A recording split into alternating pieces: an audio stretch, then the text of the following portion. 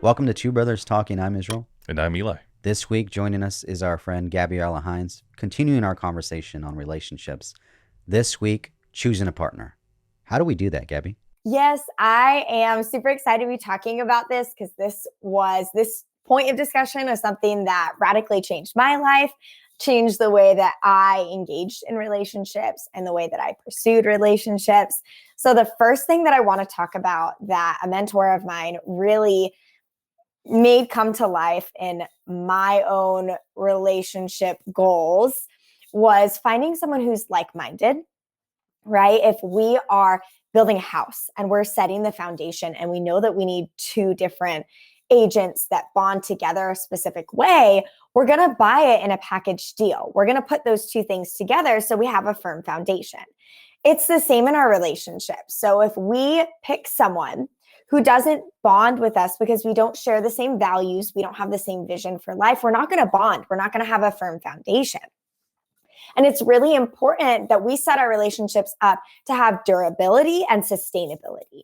If you come from a background of faith, or you're someone who is very goal-oriented in your career and you know that you're going to be moving around all the time, or you want to have a big family, you need to have a partner that's on the same page as you.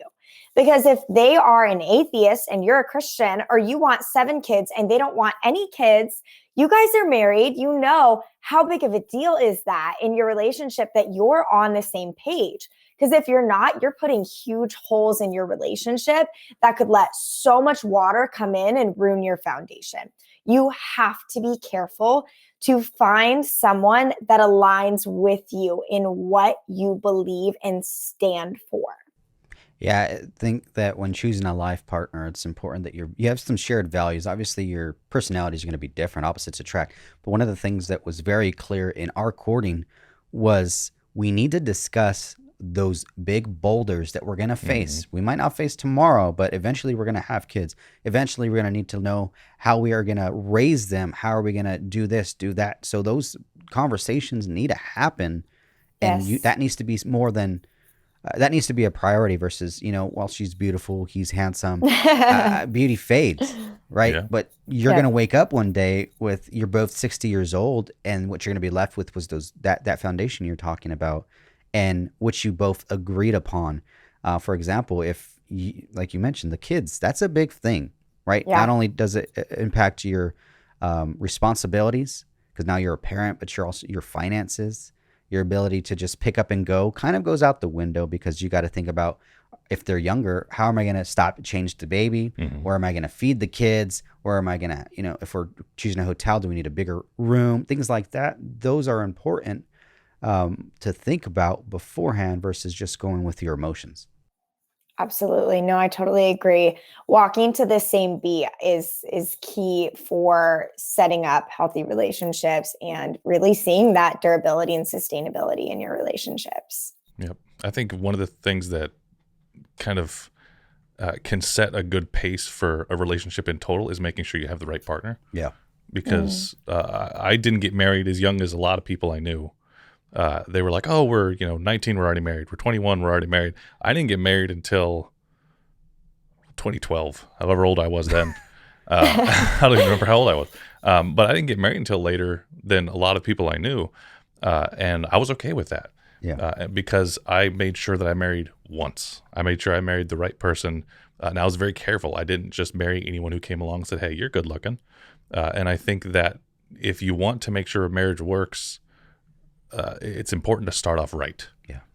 To your point, the foundation, it has to start with a healthy and a solid foundation. If you don't start with a solid foundation, you can find yourself with a lot more trouble later on. And if you start with a solid foundation, you'll find that you alleviate a lot of issues simply because you've done the homework in the forefront. Yeah. Because you made sure to get the right person in the beginning. The next thing is noticing their relationship patterns, because, oh my goodness, it will tell you so much about how they will treat you. It is so important that you actually assess who they are in relationships, who they've been. Obviously, people can change, but don't pick someone because you're hoping they'll be someone else one day. Pick them because right now you value and you respect the person that they are. Have they in the past always prioritized friends over a relationship? Or have they not taken care of their partner by communicating effectively, considering their emotions, considering their feelings? The way that they have treated their other partners says so much about how they're going to treat you. And we shouldn't brush it off. Sometimes I think we downplay it because we just want the relationship to work and we think that it could get better. But don't do that. You're setting yourself up for failure because you're saying, I will be happy with you as long as you become this. What if they don't? What if you got married to them and they're never that person? How heartbreaking would that be, not only for you, but for them? Because now they're never living up to this standard that you have, and they always feel like they're never enough. And now you're resentful because you just wish they were someone else. It's going to hurt both people in the long run, and that is going to cause so much damage to both of you. So be careful choosing a partner that you acknowledge their patterns in past relationships. I think it's funny you bring that up because as you were talking, it kind of reminded me of something my dad told my sisters, right? And he told me as well, is pay attention to how they treat their parents. Pay attention to how they treat other people. I think, yes, past relationships, but just in general, people, Yeah. servers, waiters at the restaurant, are they being rude? Are they barking orders at them? Are they treating them like they're their servants? Or are they treat them like Yeah. a human being and, saying, thank you for doing that for me and showing appreciation because they're going out of their Yep. way to bring you extra ketchup or ranch or whatever the case may be. I think it's important to focus on the whole picture. And I think you're right about choosing your partner carefully, looking beyond just the surface because they can put on an act all day long when, things get tough. How are they going to react in a stressful environment and treat people they might be really comfortable with and don't have to put on a front? Yeah.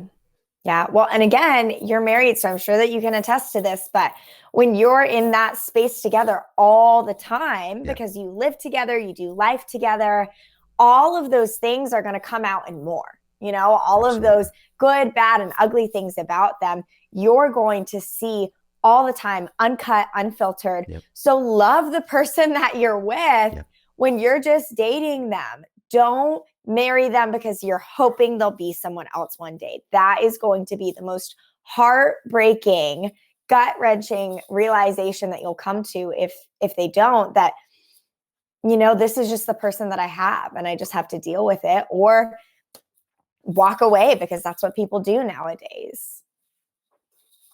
Next thing is trusting your gut instinct. Sometimes we get in relationships and we have this feeling like deep in the pit of our stomach and we just ignore it. We feel weird about something that they're doing. We don't have confidence in the person that they are. And instead of saying, I'm going to take a step back from this relationship, something feels off, we just pretend it doesn't exist and we don't trust our intuitions because again, we want to make it work. We don't want to be lonely anymore. We don't want to do life by ourselves.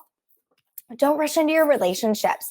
Never let go of your standards. Something that I needed someone to tell me that changed my relationships is realizing that I am worthy of a good partner. Yeah. And whoever's listening on the other side, you are worthy of a good partner, regardless of what you've done in the past, where you've come from. You deserve someone that treats you with value and respect. And there are 7 billion people in the world. There has to be at least one that measures up to what you want. Your standards aren't too high. Your expectations aren't too high. Expand your worldview and realize that there has to be someone that matches what you're looking for. Now, maybe your list is a little too specific. They don't need to have a certain eyebrow shape and, a perfect fade in the back. But to expect that you would have a man or a woman that sacrifices for you, that cares about the way that you need to be treated, that's not too much. That's not asking for too much. So pull yourself out of the microcosm that you're living in and place high value on love again. Remember, we talked about love. We talked about believing that love has a high price. And if we cheapen it, then we start dropping our standards. Don't for lack of better terms, don't cast your pearls before pigs, and hold on to what is special. You are so special, and you deserve someone who treats you that way as well. So trust your gut instinct, know your intuitions. If you feel like something's off, move with that, because you don't want to get yourself so attached that now it's really, really painful to walk away from that relationship, when we could have just at the beginning set up our own protections around our heart and known that that wasn't a good person for us. Yeah, and so two things. One, it matters who we surround ourselves with, because what they're telling us and what we take in, that plays a factor in a lot of our decision making. So if you have a group of people, maybe if you're in, like you're Mexican like me, you have tias and tios, and every time you go to a get together, they're like, "Oh, mijo, when are you getting married?" And they're always putting that pressure. And when you've made that decision in your own heart, you know what? I'm gonna wait. This is what I want. This is a non-negotiable. Like the looks and all that, that's in and out. But the principles, the values, the integrity, I'm gonna hold on and I'm gonna wait, because like you said, there is somebody out there in the world for me. And a lot of times we unknowingly put pressure on those individuals who are making those decisions, that they're gonna wait, that they're gonna choose wisely, so that way they're not put in a predicament later on the line where they made the wrong choice. And so we've got to be careful what we say. We got to be careful what we do and how we make that person feel. Because if we're always, every time we see them, instead of saying, "You know what, I'm so glad to see you," we're like, "Let me see. Do you have a wedding ring? Oh, no wedding ring. When are you going to have kids?" And we're always putting these pressures on these individuals. That can push someone to make a rash decision that they later might regret. Yeah. I love what you said about non-negotiables, because I totally agree. We all have them when we're looking for a partner, and we should hold on to those. I think that's just a really good descriptor word to use for our standards and the way that we hold on to what really matters to us. We should have non-negotiables that we are firm about. We talked about noticing their relationship patterns, but another really important thing to notice when you're choosing a partner is how they steward their singleness. Is it intentional? Is it disciplined? Do they move from girl to girl or from guy to guy? How do they set boundaries for themselves in that place of singleness? Do they protect their heart in singleness? It says a lot about how they will protect and steward a relationship with you. Because if they are constantly moving on to the next best thing in their singleness, and they're not taking time to become who they need to be, they're probably not going to do it in a relationship either. We love other people the way that we love ourselves. And it says a lot about how they will care for you based on how they care for themselves. I think the way that we love other people is an overflow of how we are loving ourselves. Truly, truly. They should show careful craft and attention to preparing themselves for a relationship. We need to get over this whole my type thing. Okay? Your type is obviously not working. And that's why that relationship has ended so many different times. How many times have we heard that though? Like, "Oh, they're not really my type. I'm not going to date them because they're not my type. I like the blonde hair, blue eyes. I like the jock. Whatever, fill in the blank." How many times have you gone through your type and then ended up broken up with, or you broke up with them? Let go of it. That is literally the definition of insanity, is doing the same thing over and over again, expecting a different result.